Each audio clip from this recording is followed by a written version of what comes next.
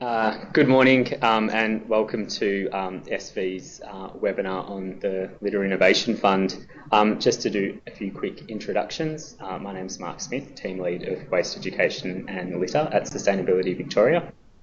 And I'm Donna Shield, the Litter Champion for Sustainability Victoria.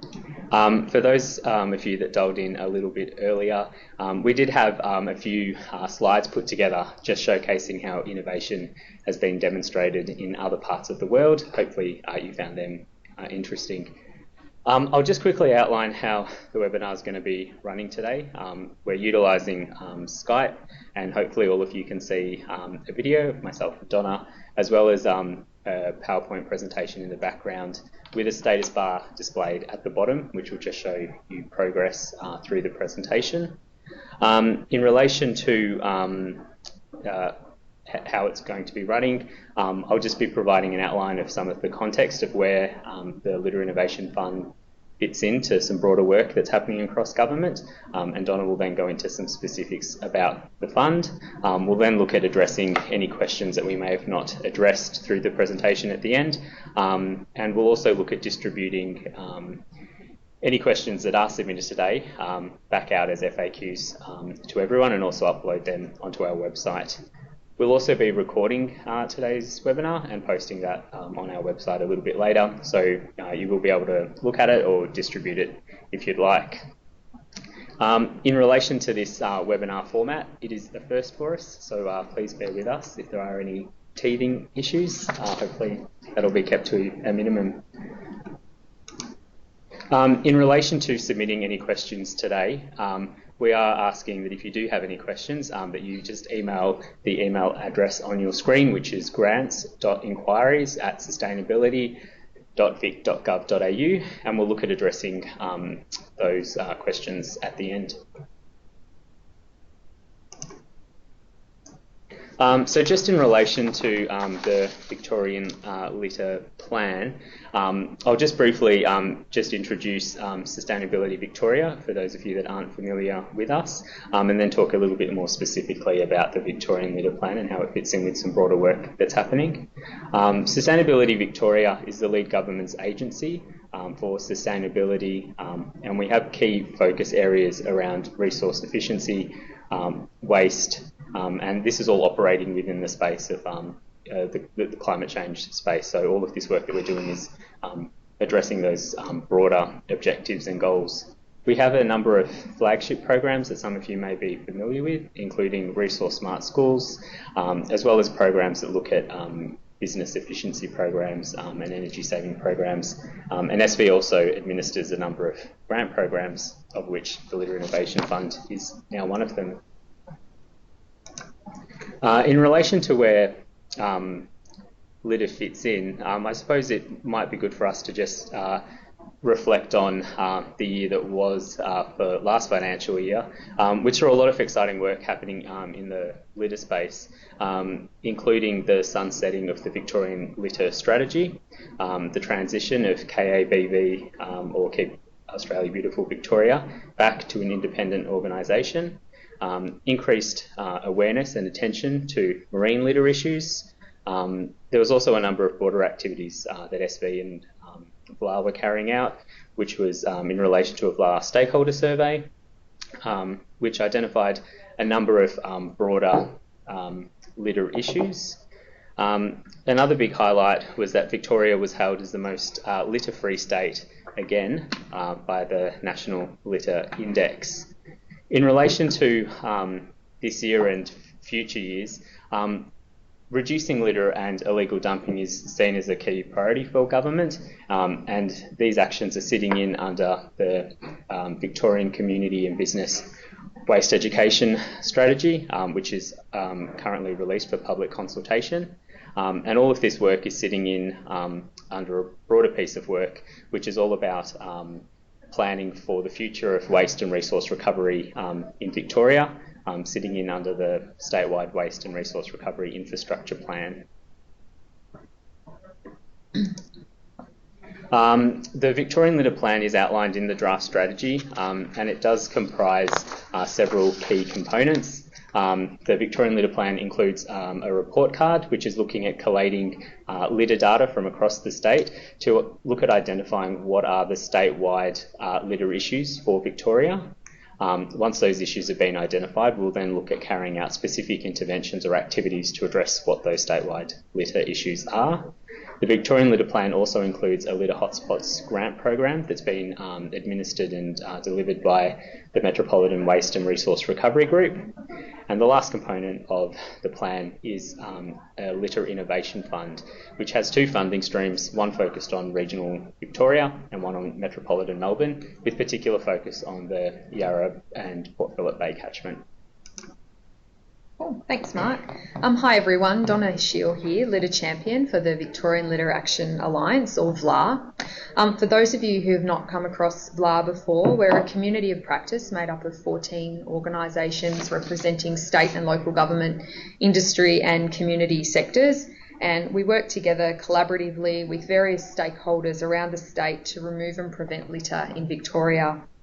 Sustainability Victoria is the coordinating agency and chair of the Alliance, hosting and supporting my role and coordinating the Alliance and work with litter managers around the state to develop and share the VLAR resources to champion litter issues and encourage participation in litter prevention opportunities such as the Litter Innovation Fund, which we're here to share with you today. Cool. So we'll start with an overview. The Victorian Litter Innovation Fund, as Mark mentioned, is an element of the Victorian Litter Plan, which Sustainability Victoria is delivering through the draft Victorian Community and Business Waste Education Strategy. And this is a key initiative of the statewide Waste and Resource Recovery Infrastructure Plan. And that plan identifies 6 strategic directions, including 1 to reduce litter and illegal dumping. The Litter Innovation Fund is looking to provide support to the Victorian community, including government, business, not-for-profit organisations, social enterprises and schools, to fund innovative approaches that prevent and reduce the impact of litter in the Victorian environment. The program will do this by offering grants of up to $20,000 for innovative solutions to litter and illegal dumping issues that are delivered through a partnership approach. The fund is a $700,000 package and grants will be offered in 2 grant rounds. We are currently rolling out round 1, which has up to $350,000 of funding available and comprises 2 streams. The first stream is innovative projects in the Yarra River and Port Phillip Bay catchment, and the second is innovative projects in any area in Victoria outside the Yarra River and Port Phillip Bay catchment. And for the purposes of this fund, Yarra River and Port Phillip Bay catchment refers to any waterway that feeds into Port Phillip Bay, including the Yarra River.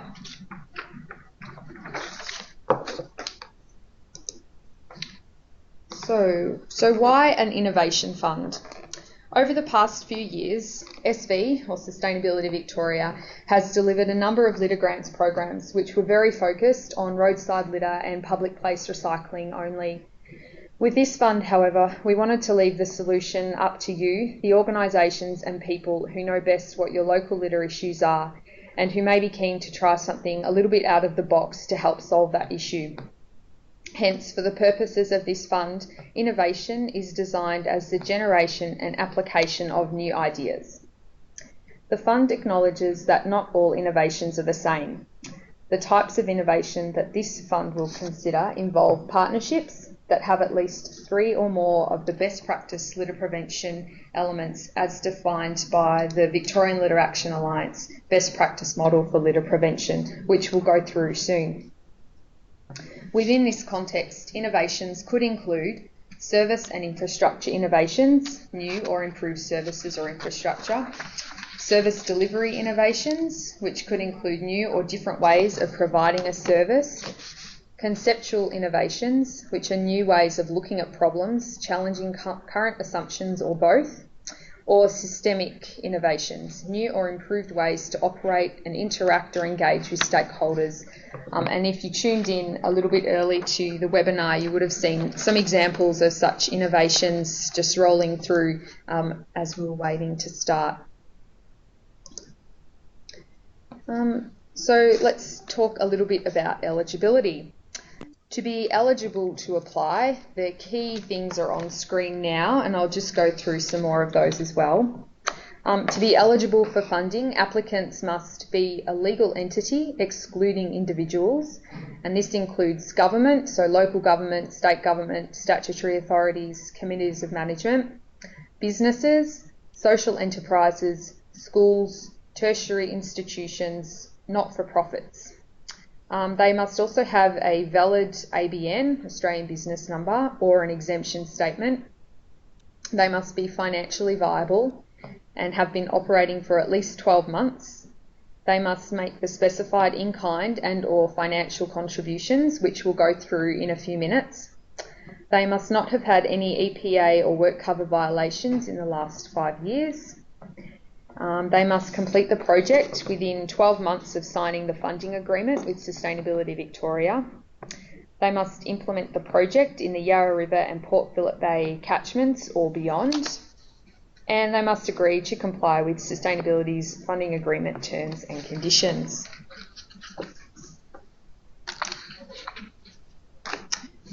Project eligibility now. So the key project eligibility criteria are on your screen, and they're also continued in section 4.3 of the funding guidelines. So we'll go through what will be funded now.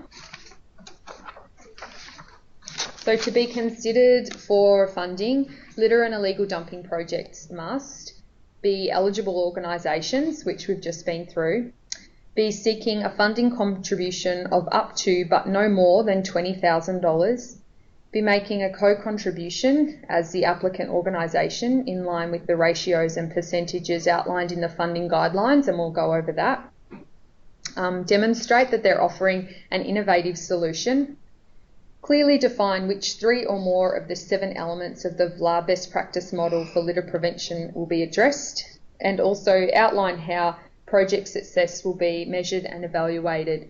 And this can be done using the VLA Local Litter Measurement Toolkit, or photos, or interviews, observations, or other relevant evaluation tools that your organisation may use or develop as part of your evaluation program. So this is a diagram of the VLA best practice model for litter prevention. It's an effective 8-step model based on a behaviour change theory that sets a consistent standard for litter managers to follow when planning a litter prevention project. The 3 key elements of education, infrastructure and enforcement are central to success but are underpinned by all the other components. So education is a powerful tool for long-term change. It can influence people's motivations, build their capacity and capability to do the right thing. Examples of education include engaging with people to share a message or providing materials to people to connect with. Infrastructure makes it easy for people to do the right thing by establishing physical infrastructure such as bins, signage, barrier tape, lighting or fencing. Enforcement is not just about catching and fining or prosecuting people. Public knowledge that littering laws are being enforced can result in litter prevention and use of correct waste disposal infrastructure. Incentives can be used to persuade people to change their behaviour and dispose of waste appropriately. There are different types of incentives, including moral, which is doing something to benefit others, for example, returning your soft plastics to Coles for recycling into school furniture. Financial incentives, where you get money in return. Natural incentives, which are driven by curiosity if you do something. And coercive, which includes blackmail, which obviously isn't funded as part of these innovation funds. Working together in a coordinated manner with your organisation, engaging with the local community and gaining cooperation and support of key sectors such as businesses and traders goes hand in hand with litter prevention. This starts at the beginning when planning a program and will be an integral component and a necessary component of your projects. Good communication helps build support within your organisation and within the community and is an avenue for educational messages. Communication within teams, with partners and senior management is essential to maintain support for your project. Monitoring and evaluation of a program during and after implementation highlights how well the program is going and areas where you could improve or change things, tweak things, based on the baselines established at the beginning and the targets that have been set. And research, which is the 8th element at the top there of the best practice framework, is not being accepted as one of the elements which can be addressed in your project. And the assumption here is that you've already researched what the issue is and your project is the solution to this. So we'll have a look at the co-contribution requirements now, and they're up on your screen. So for government organisations, the co-contribution ratio is 1:1. So if you're requesting $20,000 of funding, that means that your organisation also has to contribute $20,000. For businesses, the co-contribution ratio is 2:1. So if you're requesting $20,000 from Sustainability Victoria, your organisation then has to contribute $40,000. And for social enterprises, schools, tertiary institutions, not-for-profits, the co-contribution ratio is 1:1, and 10% of that can be in kind. So that means if you're requesting $20,000 from Sustainability Victoria, your organisation can contribute $18,000 or up to $20,000, and $2,000 can be the in-kind contribution to that. I'm going to hand back to Mark now, and he'll run through the key dates and our Q&A session. What we will also do is just take a few minutes out after we've outlined some of these next few slides just to collate some of the questions that people may have submitted in order to answer them appropriately. Just in relation to some key dates for this first round, the second round hasn't been announced yet, but it will hopefully happen around August. The EOI application closes at 3 p.m. On the 4th of March, and those that have progressed through that EOI stage will be notified by the 18th of March, with full applications then closing in early April. We will hopefully have all the funding agreements established in April and May, with projects commenced before the end of this financial year, 30th of June, and projects completed by the 30th of May 2017. In relation to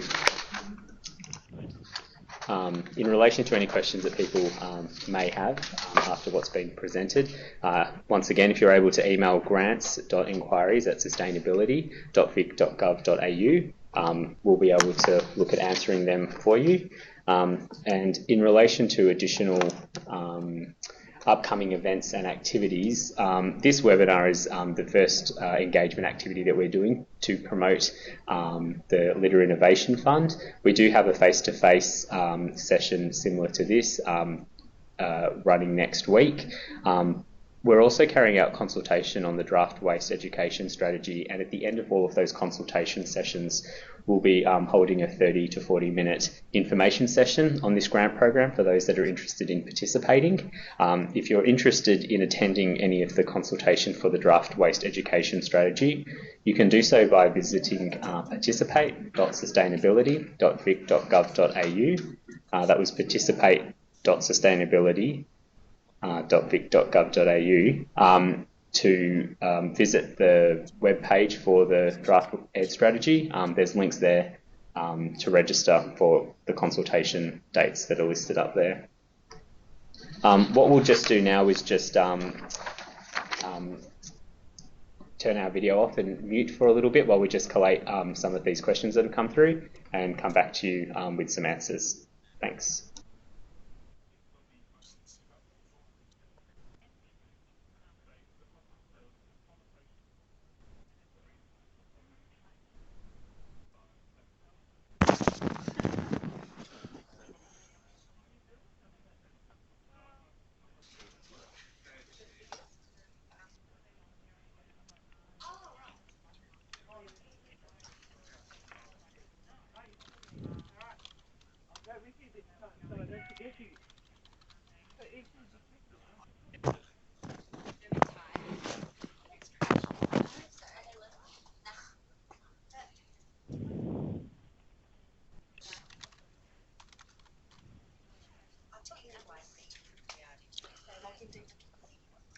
Yeah, today, sorry. It's just 2016 now. Oh, okay, got it.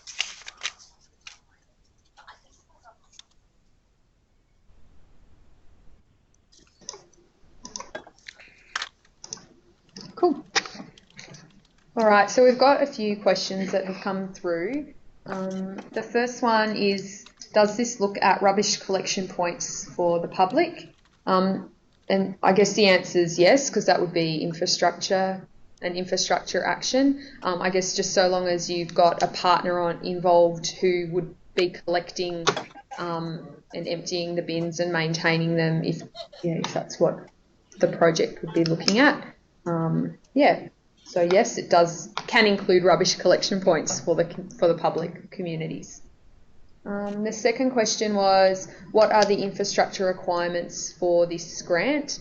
So infrastructure is just one component that can be included if you want. If you don't have an infrastructure component, that's fine. You'll just have to address some of the other LAR best practice model elements for eligibility, so at least 3 and must include working together. The next question is community awareness raising via promotions in I am the strangest one there is. a viable proposal? Yeah, I would say. It's worrying when you see 2 missed calls from a work followed by an email from a work. Could include in your project. So using social media or printed media, flyers, something like that would be included in that.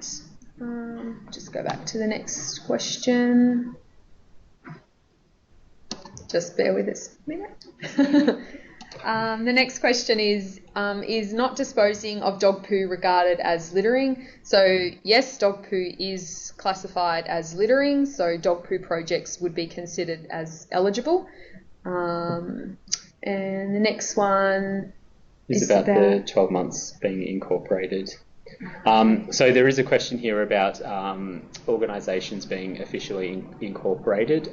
The requirement was they had to be incorporated for at least 12 months.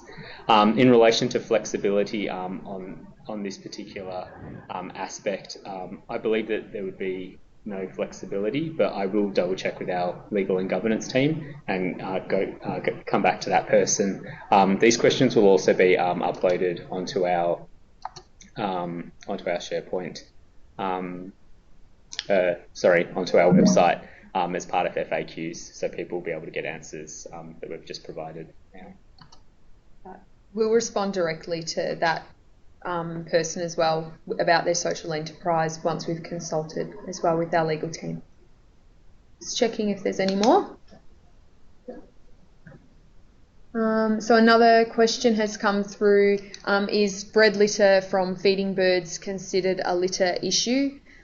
I guess under the EP Act, if it's something that's been thrown on the ground in a place where it shouldn't be, then yes, it is a litter. It is litter. Yes. So I guess we could consider it. Yeah. Cool. Any other questions coming in? No. Cool. All right, so it doesn't look like there's any more questions, but if you do think of something after we switch off today, please feel free to email the email address on your screen, quoting Litter Innovation Fund in the subject line, or call 1300 363 744 and we'll answer your questions. Yep. And just to remind everyone, we do have additional sessions to talk about this fund, and there will be a second grant round happening in about 6 months. So thank you for joining us today. Hopefully it was informative, and we hope to read your applications. Thanks. Bye.